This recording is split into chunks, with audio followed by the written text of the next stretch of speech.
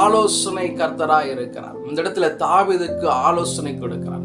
எப்ப ஆலோசனை கொடுக்கிறாரா, அந்த தேவனிடத்துல நம்பி அவரிடத்துல கேட்கப்படும் போது அவர் நம் வாழ்க்கையில ஆலோசனை கர்த்தராய் இருக்கிறார். அப்படி ஆலோசனை கொடுக்கப்படும் போது இந்த வசனத்தில் 25ஆம் வசனத்துல முடிவில் சொல்லப்படுகிறது, கர்த்தர் தாவீதுக்கு கட்டளையிட்ட பிரகாரம் எல்லாம் அவன் செய்து பெலிஸ்தரை கேபா துவக்கி கேசர் எல்லை மட்டும் முறியடித்தான்.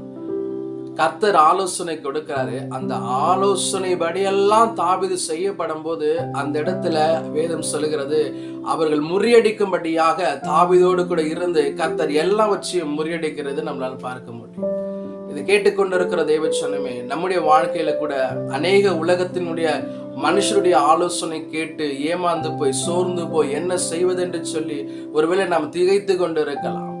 எதை கேட்டு எடுத்தாலும் என்னுடைய வாழ்க்கையில தோல்வியான காரியங்கள் நாம் பார்த்து கொண்டு இருக்கலாம். வேதம் சொல்லுகிறது, ஆலோசனையில் ஆச்சரியமான ஒருவர் உண்டு, அவருடைய நாமம் ஆலோசனை கர்த்தர். அந்த ஆலோசனை கர்த்தரிடத்துல நம்ம எந்த ஒரு காரியத்தையும் தேவனிடத்துல ஒப்பு கொடுத்து நம்ம கேட்டு நாம் செய்யப்படும் போது அதனுடைய முடிவு ஆச்சரியமா இருக்கும்.